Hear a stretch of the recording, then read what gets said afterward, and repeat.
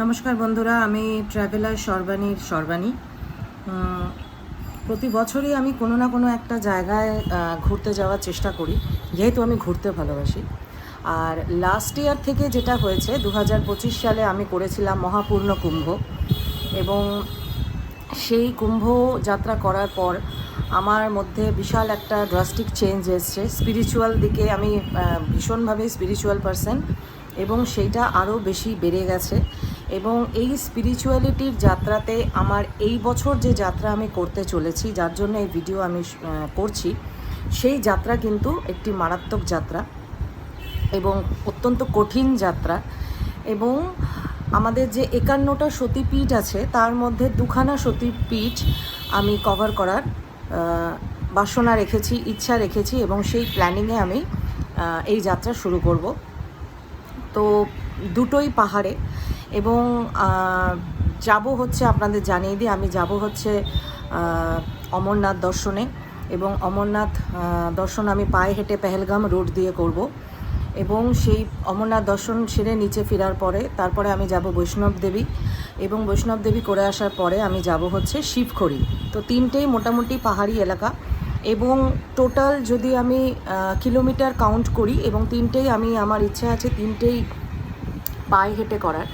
তো তিনটে এই ধরনের কঠিন পদযাত্রা করার জন্য যেটা সবার আগে দরকার, সেটা হচ্ছে ব্যাগ, জুতো, রেনকোট, ছাতা। এগুলো তো আছেই, এগুলো আমি দেখাবো নিশ্চয়ই, এই ভিডিওতেই দেখতে পাবেন। সবার আগে যেটা দরকার সেটা হচ্ছে সুস্থ থাকা, এবং সুস্থ থাকার জন্য যেটা দরকার সেটা হচ্ছে মেডিসিন।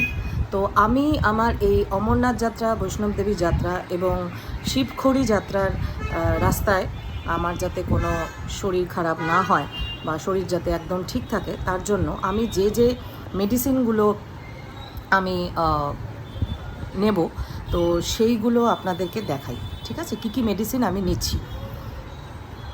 তো আমি যে যে মেডিসিনগুলো নিচ্ছি, সেটা প্রথমেই যেটা দেখাই সেটা হচ্ছে আমার একটু মানে এখন যদিও বিপি অনেক কমে গেছে, তাও ব্লাড প্রেশারের ওষুধ। এবং এইখানে যে ওষুধগুলো আছে তার মধ্যে অনেক ধরনের ওষুধ আছে, আমি দেখাচ্ছি কী কী ওষুধ আমি এখানে নিয়েছি। আচ্ছা, প্রথমেই যেটা আমি নিয়েছি সেটা হচ্ছে, এটা তো বিপির ওষুধ, আপনারা দেখলেন, এটা বিপির ওষুধ, হাই বিপির ওষুধ। এইটা হচ্ছে সবথেকে একটা প্রয়োজনীয় হাই অল্টিটিউডের ওষুধ। এটা কিন্তু আপনাদের সবার লাগবেই লাগবে, কারণ আমি যেহেতু 14,000 ফুট ওপরে উঠব, তো সেখানে অক্সিজেন লেভেল কম, এবং সেইখানে কিন্তু এই ওষুধটা মারাত্মক কাজ করে। এবং এটা আমি কিন্তু জেনেছি চ্যাট জিপিটি থেকে, এবং যাদের থেকে আমি সাজেশন নিয়েছিলাম অমরনাথ যাওয়ার জন্য, তারাও আমাকে এই ওষুধটাই রেকমেন্ড করেছে। এটা হচ্ছে ডায়ামক্স ট্যাবলেট। এটা কিন্তু পাহাড়ে চড়ার আগেই, অন্তত একদিন আগে এটা আপনাকে খেয়ে নিতে হবে, 2টো করে, সকালে একটা বিকেলে একটা, এরকমভাবে 2টো করে খেতে হবে। তো এটা হচ্ছে একটা খুব ইম্পর্ট্যান্ট একটা ওষুধ। প্যারাসিটামল, সারা দিন রাত্রে আপনি ঘোরার পরে, হাঁটার পরে আপনার গা হাত পা প্রচণ্ড ব্যথা করবে, তো তার জন্য প্যারাসিটামল নেওয়া হয়েছে। আচ্ছা, সারাদিন যাতে আপনার এনার্জি ইনট্যাক্ট থাকে, তার জন্য আমি নিয়েছি A to Z। ঠিক যে কটা ওষুধ আমার দরকার, একদম জেনারেল যে ওষুধগুলো, একদম নর্মাল যে ওষুধগুলো লাগবেই লাগবে পাহাড়ে চড়ার জন্য, সেই ওষুধগুলোই আমি নিয়েছি A to Z, যাতে এটা মাল্টিভিটামিন, যাতে আমার সারাদিনে এনার্জিটা ইনট্যাক্ট থাকে, তার জন্য এই ওষুধ। নেক্সট হচ্ছে ভিটামিন D3। হাঁটার জন্য আমাদের পায়ে প্রচণ্ড প্রেশার পড়বে, আমাদের হাড়ে প্রেশার পড়বে, পায়ের হাড়ে, সেটা যাতে কোনো রকমভাবে ডিস্টার্ব না হয়, পায়ের হাঁটুতে কোনো প্রবলেম না হয়, পায়ের গোড়ালিতে যাতে কোনো প্রবলেম না হয়। বেসিক্যালি এটা ফর বোন, হাড়ের জন্য ভিটামিন D3। আচ্ছা, এই ওষুধটা হচ্ছে পিরিয়ডিক্যাল পেন কমানোর জন্য। আমার অসহ্য পেটে যন্ত্রণা হয়, তো সেটাকে কমানোর জন্য, এটা পিরিয়ডিক্যাল পেন কমানোর জন্য। এইটা কাইন্ড অফ পেট খারাপের একটা ওষুধ। আর এইটা হচ্ছে আপনার এইটা আর এইটা ওই পেট খারাপ বা যদি আমার লুজ মোশন হয়, তার জন্য এই 3টে ওষুধ হচ্ছে তার জন্য। একটা অ্যান্টাসিড আছে এর মধ্যে। আর এইটা হচ্ছে ওই খাওয়া দাওয়ার পরে আর কি আপনার খেতে হবে, যাতে আপনার হজমটা ঠিক থাকে। তো এইগুলো হলো আপনার ওষুধ, ট্যাবলেট। আর সাথে যেটা নিয়েছি, এখানে আছে ইলেকট্রাল পাউডার, এটা একটা খুব ভালো ওআরএস, এবং এটা আমি প্রায় 15 প্যাকেট ইলেকট্রাল পাউডার আমি কিন্তু নিয়েছি। এটা হলো ওষুধ। আচ্ছা, এটা তো স্যানিটারি প্যাড খুবই ইম্পর্টেন্ট, লাগবেই লাগবে। এবং সবথেকে বড় কথা, ওখানে যারা মেয়েরা, আমি যেহেতু সোলো ট্রাভেল করব, সেই জন্য এইটা কিন্তু মানে সব ওষুধ, স্যানিটারি প্যাড থেকে শুরু করে সব কিন্তু আপনার সাথে নিয়ে নেবেন, পারলে এক্সট্রা ক্যারি করবেন, মানে যেটুকুনি দরকার। কারণ ওখানে যেহেতু নিজের ওজন, নিজের লাগেজ নিজেকেই বইতে হবে, সেই জন্য আমি কিন্তু যতটুকুনি দরকার ঠিক ততটুকুনি আমি নিয়েছি। এবার ওখানে যেহেতু ঠান্ডা থাকবে, সেই জন্য নর্মালি বোরোলিন নিয়েছি, যেটা আমি সবসময় ইউজ করি। অবশ্যই রাতের জন্য বোরোলিন আছে, নিভিয়া আছে, এগুলো কিন্তু রাতের জন্য, ঠিক আছে, দিনের বেলার জন্য নয়। দিনের বেলার জন্য একটা ক্রিম আমাকে কোল্ড ক্রিম কিনতে হবে, সেটা এখনও কেনা হয়নি। ডাবর গুলাবারির কোল্ড ক্রিম আমি ইউজ করি, সারা বছরই ইউজ করি, ওটা আমার শেষ হয়ে গেছে, ওটা কিনতে হবে। আচ্ছা, আরেকটা যেটা খুব মেন জিনিস, সেটা হচ্ছে সানস্ক্রিন লোশন। তো আমার কাছে এই একটা সানস্ক্রিন লোশন আছে, এটা যেহেতু অল্প আছে, দুটোই অল্প অল্প আছে, এটা আছে আর এটা আছে। SPF 30+ হলে বেটার, তো এটা আমার কাছে 50 আছে, আর এটা হচ্ছে SPF 30। তো এই দুটো সানস্ক্রিন কিন্তু মাস্ট, মানে সানস্ক্রিন মাস্ট, এই দুটো নয়, আপনি একটা নিলেও হবে।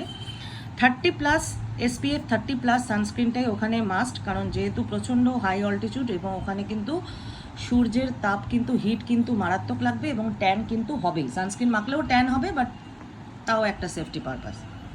আচ্ছা, ব্যথা, হাঁটলে তো ব্যথা হবেই, তার জন্য ভলিনি স্প্রে। আমি খুবই জেনারেল মেডিসিন নিয়েছি কিছু।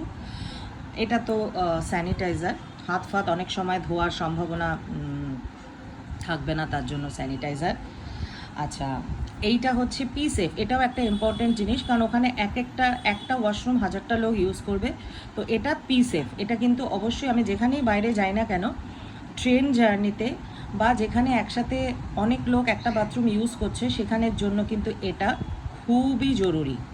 আর একটা যেটা, সেটা হচ্ছে ওয়েট টিস্যু, এটাও মানে এটাও আমি নেব। তো এই হচ্ছে আমার মোটামুটি ওষুধের ডিপার্টমেন্ট। এখানে খালি কোল্ড ক্রিমটা কেনা আমার বাকি আছে, আর মোটামুটি যা যা লাগবে আমি নিয়ে নিয়েছি সাথে। এরপরে আপনাদেরকে আমি দেখাবো যে খাবার দাবার আমি সাথে কি কি রাখছি। এটা হলো ওষুধের ডিপার্টমেন্ট। অমরনাথ যাত্রার জন্য সবার ফার্স্ট যেটা করতে হয়, সেটা হচ্ছে মেডিকেল চেক আপ, এবং সেটা কিন্তু যে কোনো হসপিটাল থেকে করলে হবে না, প্রাইভেট নার্সিংহোমের থেকে করলে কিন্তু হবে না। অমরনাথ যে শ্রীন বোর্ড বলে অমরনাথের যাত্রার একটা গভর্নমেন্টের ওয়েবসাইট আছে, সেখান থেকে পাবলিশ হয় কোন কোন হসপিটাল থেকে, গভর্নমেন্ট হসপিটাল থেকে আমরা মেডিকেল সার্টিফিকেটটা পাবো, যার জন্য কিছু মেডিকেল টেস্ট করতে হয়, এবং সেটা আপনি বাইরে থেকে করতে পারেন, কারণ হসপিটাল থেকে করা যায়, হসপিটাল থেকে করলে সেটা সম্পূর্ণটাই ফ্রি।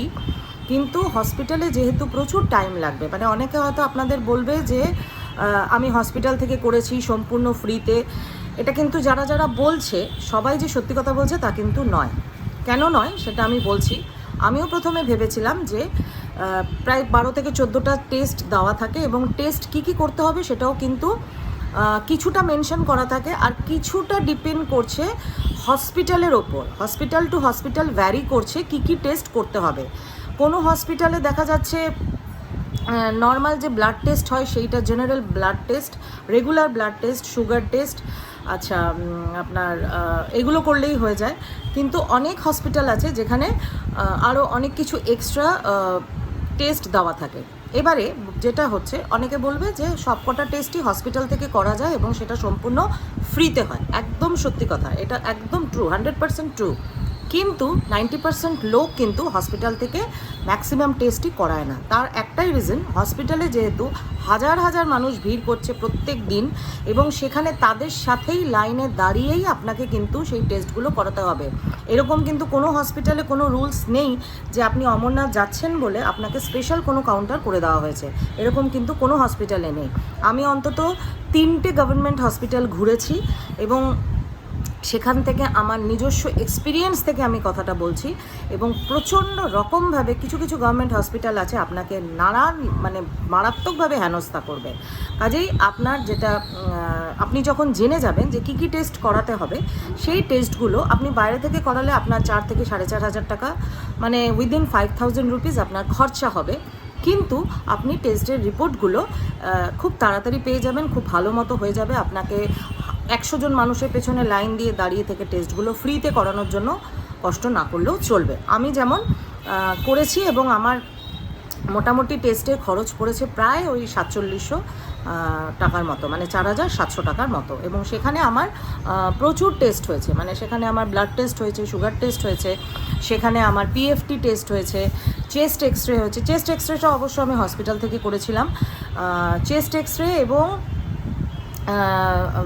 আপনার ইসিজি যেটা, সেইটা আমি হসপিটাল থেকে করেছি। তো সেটা আমার সম্পূর্ণ ফ্রিতে কিন্তু হয়েছে। বাকি যে টেস্টগুলো যেগুলো করতে অনেক টাইম লাগবে বা 2-3 দিন পর আমি রিপোর্ট পেতাম, সেই টেস্টগুলো কিন্তু আমি সবকটাই কিন্তু বাইরে থেকে করে নিয়েছিলাম, যাতে আমার কোনো টাইমের কোনো প্রবলেম না হয়। কারণ যেদিনকে আপনার মেডিকেল রেজিস্ট্রেশনের ডেট ওপেন হবে তার থেকে 7 ডেজের মধ্যে, মানে ধরুন আজকে হচ্ছে 2 জুলাই, আজকে যদি ওই অমরনাথ শ্রীন বোর্ড থেকে ডেটগুলো অ্যানাউন্স হয়, অমরনাথ শ্রীন বোর্ড থেকে যদি 2 জুলাই ডেট অ্যানাউন্স করে, জেনারেলি এটা 9th or 10th of April ডেটটা ঘোষণা হয়, এবং সেখানে ওই 9th বা 10th এপ্রিল ডেট ঘোষণার ঠিক 6 থেকে 7 দিনের মাথায় কিন্তু রেজিস্ট্রেশন স্টার্ট হয়। এবার যেমন 9th এপ্রিল থেকে মেডিকেল রেজিস্ট্রেশন স্টার্ট হয়েছিল, এবং 15th এপ্রিল থেকে স্টার্ট হয়েছিল ব্যাংক রেজিস্ট্রেশন, যেখানে আপনি যাত্রা করার ডেটটা পাবেন। আপনি নিজে কিন্তু যাত্রা করার ডেট ফাইনালাইজ করতে পারবেন না, সেটা আপনাকে ব্যাংকের থেকে, পিএনবি এবং জম্মু কাশ্মীর ব্যাংকের থেকে আপনাকে নিতে হবে, এবং সেটাও ডাইরেক্টেড বাই অমরনাথ শ্রীন বোর্ড। এটা কিন্তু মাথায় রাখবেন। টিকিট কিন্তু করবেন আপনার যাত্রা পারমিট পাওয়ার পর। তো মেডিকেল টেস্ট তো আপনি করালেন, এবার ওখানে গিয়ে আপনাকে লাইন দিয়ে যে কোনো গভর্নমেন্ট হসপিটালে, যেমন আমার বারাসাত থেকে হয়েছে, বারাসাত গভর্নমেন্ট থেকে হয়েছে, তো আমি বনগা হসপিটালেও গেছি, আমি আপনার এটাতেও গেছি, কি বলে, অর্ডিন্যান্স ফ্যাক্টরি একটা হসপিটাল আছে কাশীপুরে, সেই হসপিটালেও আমি গেছি। কিন্তু যেটা হচ্ছে আপনার সাবান হসপিটাল, কাশীপুর সাবান হসপিটাল, এই দুটো থেকে আমি করাইনি, কারণ এরা প্রচণ্ড রকমভাবে মানুষকে হেনস্থা করছিল, ভীষণভাবে হেনস্থা করেছে আমাকে। আজকে নয় কালকে, কালকে নয় পরশু, তারপর মাঝখানে ছিল ভোট, তো বলছিল ভোটের পরে, এবার ভোটের পরে পেতে গেলে তো আমার ডেট আমি অনেক পেছনে পেতাম। যাই হোক, তো আমি বারাসাতে গেছি, কারণ আমার এরিয়ার মধ্যে আরেকটা জিনিস মাথায় রাখতে হবে, আপনি যে এরিয়ায় থাকেন সেই এরিয়ার আশেপাশের মধ্যে যে গভর্নমেন্ট হসপিটালের নাম এনলিস্টেড থাকবে, সেই গভর্নমেন্ট হসপিটাল থেকেই কিন্তু আপনাকে মেডিকেল টেস্টগুলো করাতে হবে।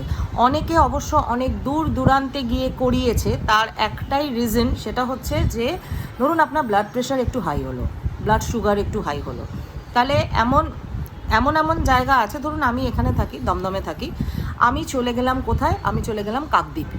কাকদ্বীপে যে হসপিটালের নাম আছে, সেখানে কিন্তু অনেক টেস্টের মানে রিপোর্ট দেখেও, রিপোর্ট যদি আপনার বাজেও থাকে, ওরা কিন্তু অনেক সময় ইগনোর করে মেডিকেল সার্টিফিকেট দিয়ে দেয়। সেক্ষেত্রে একটাই প্রবলেম আপনার হতে পারে, সেটা হচ্ছে ব্যাংকে যখন আপনি যাবেন, আপনার আধার কার্ড তো দেখবেন, কাজে আপনার আধার কার্ড দেখে তারা কিন্তু অনেক সময় চেক করে যে আপনার লোকাল এরিয়া অনুযায়ী আপনার হসপিটাল কোনটা। এবার ধরুন আমি দমদমে থাকি, আমার লোকাল হসপিটাল হতে পারে Bangaon government hospital, Barasat government hospital, ordnance factory, Cossipore suburban hospital, আচ্ছা, আর আছে আপনার আরও 2-3টে হসপিটালের নাম আছে। এবার সেগুলো বাদ দিয়ে যদি ব্যাংকের যিনি রেজিস্ট্রেশন করছেন, ডেট দেবেন, পারমিট দেবেন, তিনি যদি চেক করে দেখেন যে আপনি কাকদ্বীপে কেন গিয়েছিলেন, কারণ আপনার তো মেডিকেল সার্টিফিকেটের ওপরে হসপিটালের স্ট্যাম্প মারা থাকবে, কারণ হসপিটালের যিনি কর্ণধার আর কি, মানে যিনি হচ্ছেন ডাইরেক্টর, তাকে দিয়ে সাইন করাতে হবে। কাজেই সুপার যিনি, তাকে দিয়ে সাইন করাতে হয় হসপিটালে, তো তার স্ট্যাম্প মারা থাকে কোন হসপিটাল। তো সেখানে যদি দেখে যে কাকদ্বীপ থেকে আমি করিয়েছিলাম, ওখানে কিন্তু ওনারা অনেক সময় আটকে দেওয়ার একটা চান্স থাকে।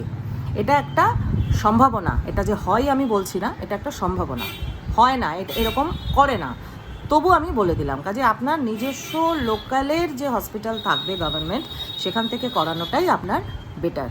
তো আমি বলবো দমদম এরিয়াতে আপনারা যারা থাকেন, Barasat government is the best hospital, মানে এইসবের জন্য তারা ভীষণ কোঅপারেটিভ। যারা ওখানকার সার্টিফিকেট দেওয়ার আগে যারা সম্পূর্ণ ব্লাড টেস্ট, বিপি টেস্ট করবে, সব রিপোর্ট দেখবে, তো তারা কিন্তু ভীষণভাবে সাপোর্টিভ। তো বারাসাত গভর্নমেন্ট হসপিটাল থেকে আমার হয়েছে, এবং আমি বারাসাত গভর্নমেন্ট হসপিটালকেই রেকমেন্ড করব দমদম এরিয়াতে যারা দমদম এরিয়াতে থাকেন বা দমদম এরিয়া থেকে যারা যাবেন।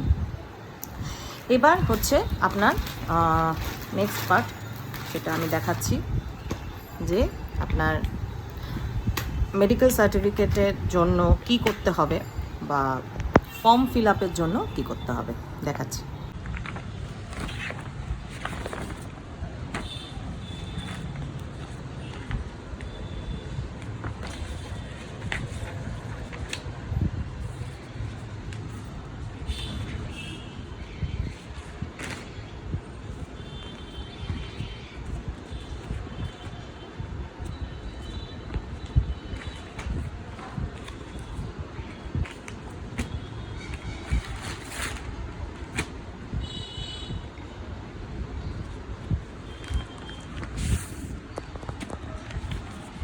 অমরনাথ শ্রীন বোর্ডের থেকে দুটো ফর্ম দেওয়া হয়, যেটা আপনাকে প্রিন্ট আউট বার করতে হবে।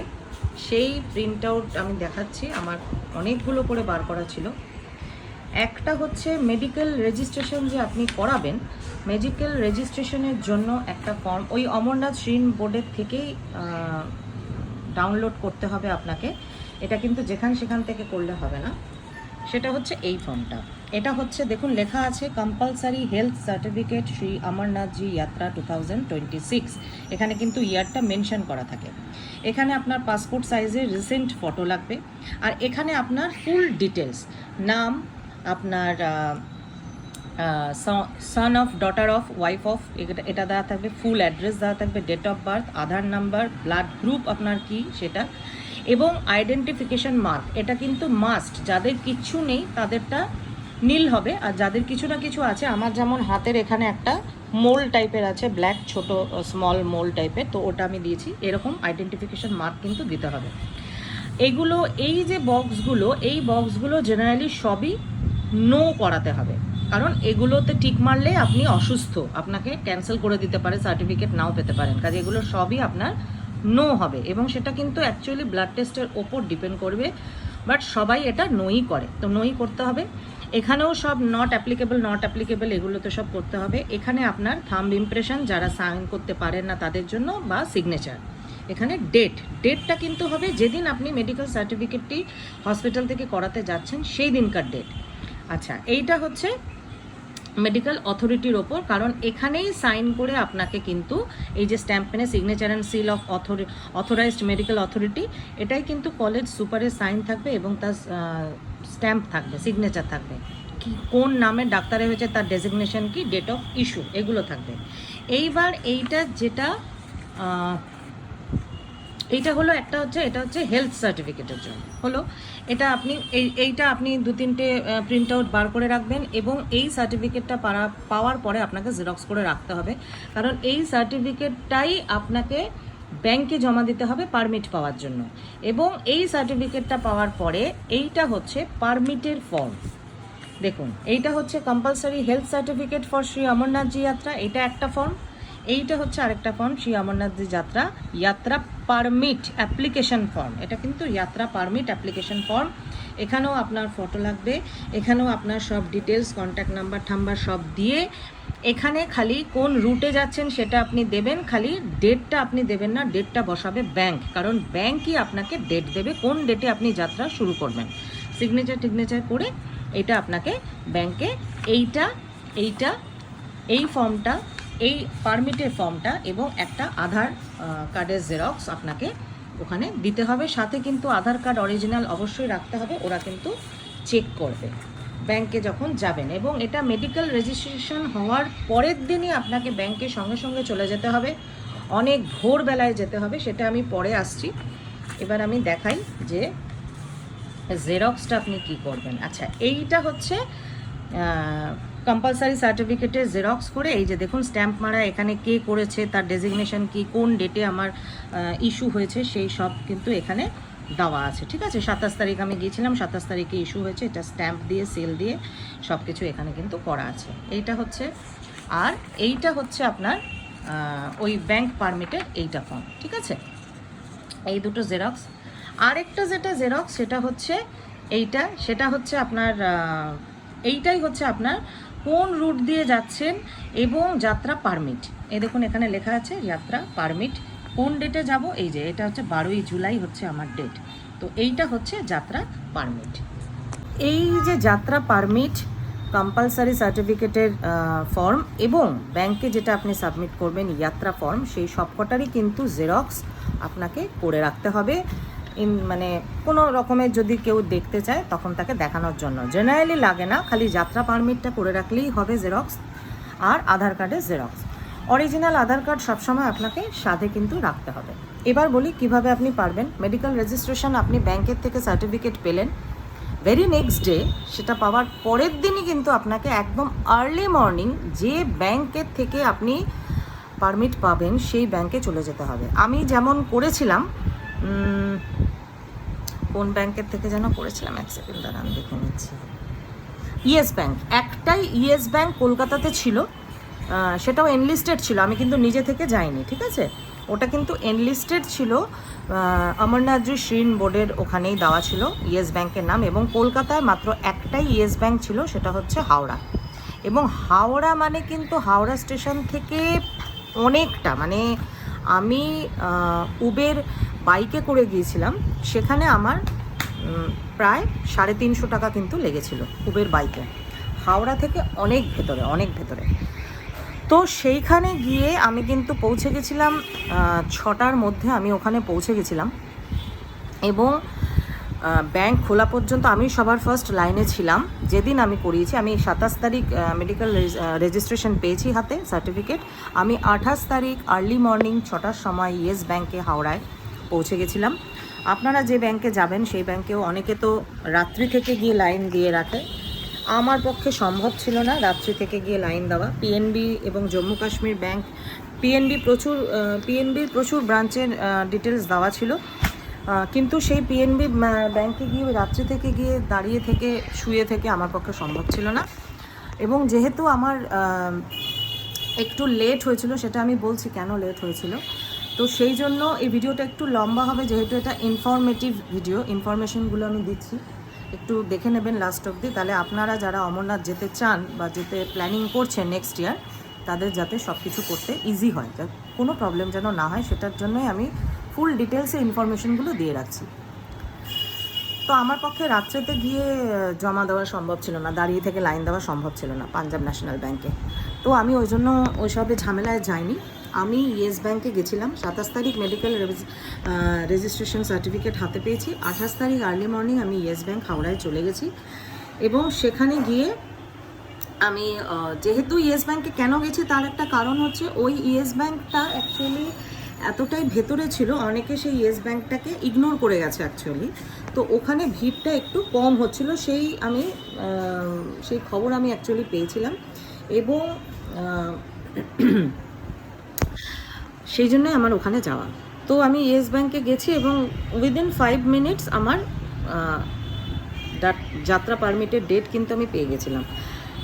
এইবার 2026-এ যাত্রা শুরু হচ্ছে 3rd জুলাই থেকে। সাধারণ মানুষ যারা যাত্রা করবে 3rd জুলাই থেকে 28শে অগস্ট, রাখি পূর্ণিমার দিন পর্যন্ত থাকবে যাত্রা।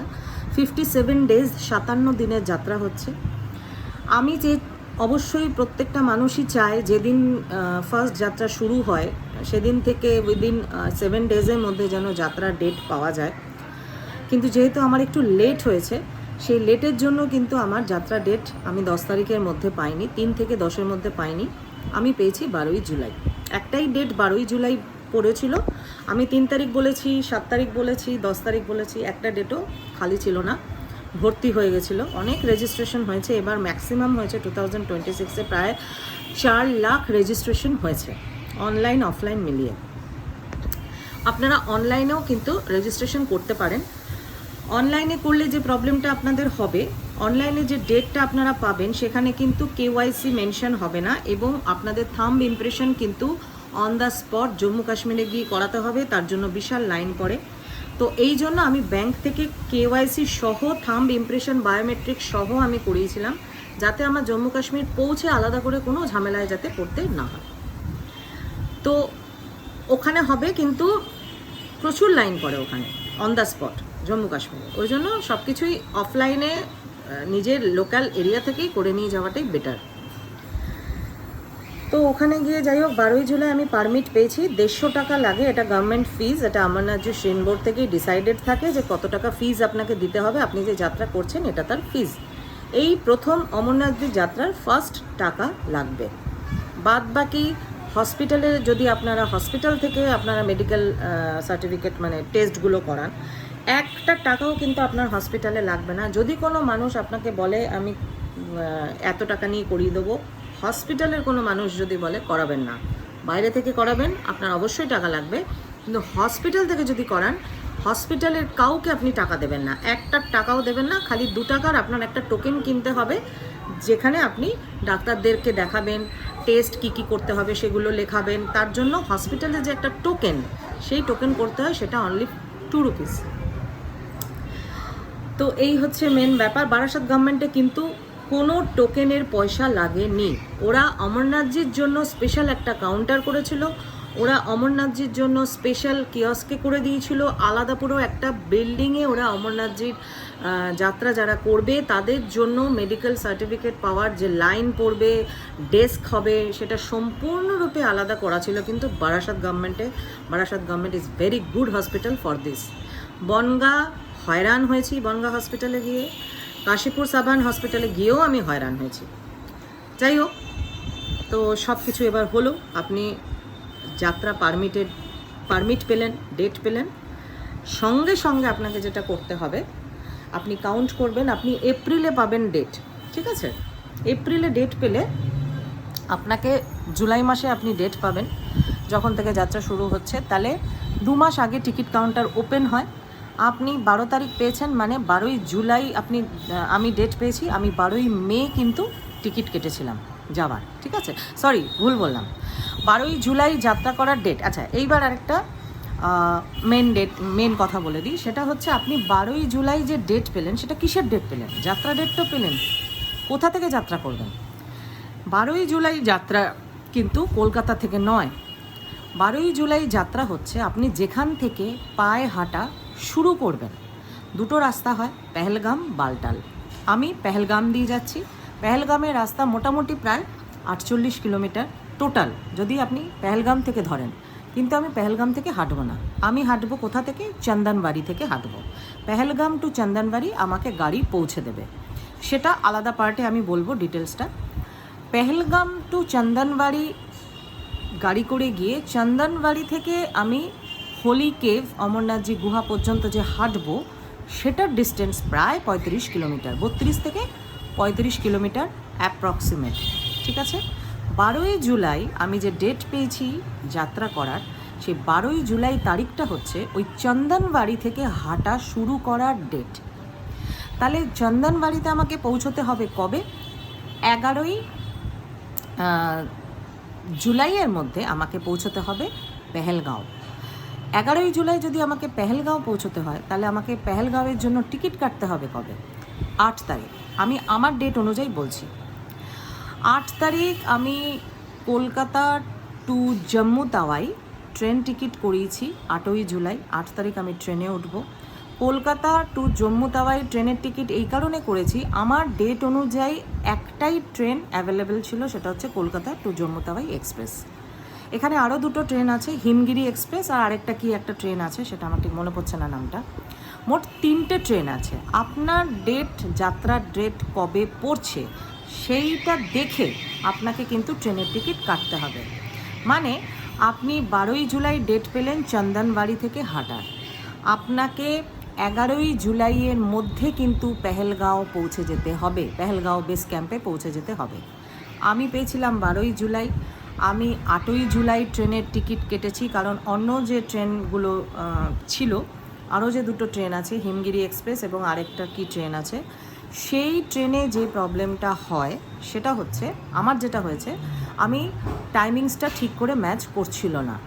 এমন হয়ে যাচ্ছিল যে আমার 11ই জুলাইয়ের একটু রিস্ক হয়ে যাচ্ছিল যে আমি যেহেতু কনভয়ের সাথে যাব, আর্মি কনভয়ের সাথে আমি যেহেতু যাব, base camp to base camp যাব, সেই জন্য আমার রিস্ক হয়ে যাচ্ছিল ট্রেনের টাইমিংসটা, কারণ ট্রেন লেট করবেই এবং ট্রেন লেট করলে কিন্তু তখন বাস পেতে মুশকিল হবে। ওই জন্য আমি 8ই জুলাই ট্রেনের টিকিট কেটেছি। আমার 45 আওয়ার্স লাগবে, 45 ঘন্টা লাগবে জম্মু তাওয়াই পৌঁছতে। কলকাতা চিতপুর রেলওয়ে যে স্টেশন আছে বেলগাছিয়ার কাছে, কলকাতা স্টেশন থেকে জম্মু তাওয়াই স্টেশনের ট্রেনের টিকিট 45 ঘন্টা লাগবে। 8 তারিখ আমি ট্রেনে উঠব। 10 তারিখ হিসেব মতো রেলওয়ের টাইম অনুযায়ী সকাল 8:30টায় জম্মু তাওয়াই পৌঁছে যাওয়ার কথা, এবং ওখান থেকে 10 তারিখ আমি ওখানে পৌঁছলাম। 10 তারিখটা আমি জম্মু তাওয়াইতে স্টে করব। কোথায় স্টে করছি, কী করছি, সেগুলো পরে ভিডিওতে আসবে। এটা আমি খালি জানিয়ে রাখছি ডেট ওয়াইজ কোন কোন জায়গায় কবে কবে আপনাকে পৌঁছতে হবে, যাতে আপনাদের সুবিধা হয় ট্রেনের টিকিট কাটতে। 10 তারিখ আমি জম্মু তাওয়াই পৌঁছলাম। ওখানে একদিন স্টে করে ভোর রাত্রে ওখান থেকে আর্মি কনভয়ের সাথে বাসে করে আমি রওনা দেব পেহেলগাঁওয়ের উদ্দেশ্যে 11th মর্নিংয়ে, আর্লি মর্নিং। 11th আমি গিয়ে বিকেলবেলায় গিয়ে পেহেলগাঁও পৌঁছে যাব। সেখানটা পেহেলগাঁওতে বেস ক্যাম্পে স্টে করব, এবং 12 তারিখ আর্লি মর্নিংয়ে আমাকে পেহেলগাঁও থেকে চন্দনবাড়ির জন্য বেরিয়ে যেতে হবে। সেটা আমি কিছুটা ডিস্টেন্স গাড়ি করে যাব, চন্দনবাড়িতে পৌঁছবো। ওখান থেকে 12ই জুলাই আমার কিন্তু হাঁটা শুরু হলো। তাহলে 8ই জুলাই আমি টিকিট কাটলাম, 10ই জুলাই জম্মু তাওয়াই পৌঁছলাম, 11ই জুলাই আর্লি মর্নিং পেহেলগাঁওয়ের জন্য বেরিয়ে 11ই জুলাই সন্ধেবেলায় আমি পেহেলগাঁও পৌঁছলাম। 12ই July early morning Pahalgam to Chandanwari আমি রওনা দিলাম। চন্দনবাড়িতে পৌঁছে গেলাম। চন্দনবাড়ি থেকে আমার সব চেকিং ফেকিং হয়ে হাঁটা স্টার্ট হয়ে গেল। ঠিক আছে, এর পরের ভিডিওতে আমি বলবো যে চন্দনবাড়ি থেকে মানে এরপরে ভিডিওটা আপনারা আমার যাত্রাটাই সম্পূর্ণ দেখতে পাবেন, কিভাবে যাচ্ছি, কোথায় যাচ্ছি। মোটমাট 3 দিন লাগে হাঁটতে। চন্দনবাড়ি থেকে শেষনাগ, শেষনাগে গিয়ে নাইট স্টে করতে হবে। শেষনাগ টু পঞ্চতরণী, পঞ্চতরণীতে গিয়ে আপনাকে নাইট স্টে করতে হবে। 3rd ডে পঞ্চতরণী থেকে আপনি অমরনাথজি গুহা পর্যন্ত পৌঁছবেন, অমরনাথজির দর্শন করবেন, এবং সেই দিনই আপনাকে ফিরে আসতে হবে অন্য রুট দিয়ে। কারণ যেহেতু পেহেলগাঁওয়ের রুটটা 3 দিনের, আপনাকে ফিরতে হবে কিন্তু বালটাল রুট দিয়ে। মানে যদি আপনি আবার ওই একই রুট দিয়ে ফিরতে চান তাহলে আপনাকে সেম 3 দিন ইয়ে করতে হবে। কিন্তু আমি যেহেতু আমার কাছে যেহেতু অত টাইম নেই, তো আমি পেহেলগাঁও রুট দিয়ে গিয়ে বালটাল রুট দিয়ে ফিরবো। তো যেদিন আমার হোলি কেভ দর্শন হবে, হিসেব মতো 12ই জুলাই আমি হাঁটা শুরু করছি চন্দনবাড়ি থেকে। 14ই জুলাই গিয়ে আমি দর্শন পাবো অমরনাথজির, এবং 14ই জুলাই আমি রাত্রের মধ্যে বালটালের বেস ক্যাম্পে কিন্তু নেমে আসবো। তো এইটা হচ্ছে আমার সম্পূর্ণ কিভাবে রেজিস্ট্রেশন করলাম, কোন হসপিটাল থেকে কিভাবে করালাম, ডেট কিভাবে পেলাম, এবং ডেট পাওয়ার পর ট্রেনের টিকিট কিভাবে কাউন্ট করে কাটবো, সেই ডিটেলসটা এই ভিডিওতে আমি দিয়ে দিলাম। সাথে মেডিসিনের দেখালাম কী কী নিয়েছি, এবং আমি কি ব্যাগ নিয়েছি, কি জুতো কিনেছি, কত টাকা দামের কিনেছি, এগুলো কিন্তু সব আপনাদেরকে আমি এই ভিডিওতে দেখিয়েছি। একটু লম্বা হয়েছে, একটু কষ্ট করে দেখে নেবেন যদি সঠিক ইনফরমেশন পেতে চান অমরনাথজি যাত্রার জন্য।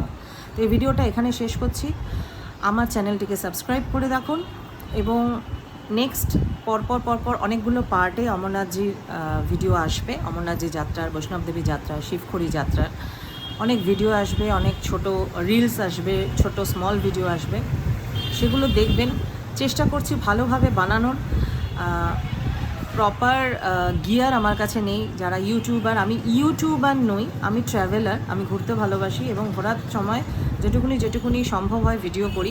অ্যাকচুয়ালি আমি ফটোগ্রাফি করি, তো ফটোটাই মেন থাকে। ফেসবুকে আপনারা দেখতে পাবেন অবশ্যই, ফটো, ভিডিও, রিলস সবই দেখতে পাবেন।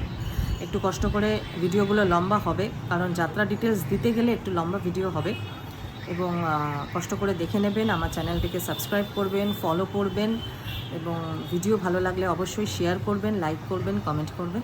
এই ভিডিওটা এখানে শেষ করছি। নেক্সট ভিডিও আপনারা দেখবেন অমরনাথজি যাত্রা কিভাবে আমি বাড়ি থেকে পার্ট বাই পার্টে বাড়ি থেকে অমরনাথ পর্যন্ত, জম্মু তাওয়াই পর্যন্ত দেখাবো নেক্সট ভিডিওতে।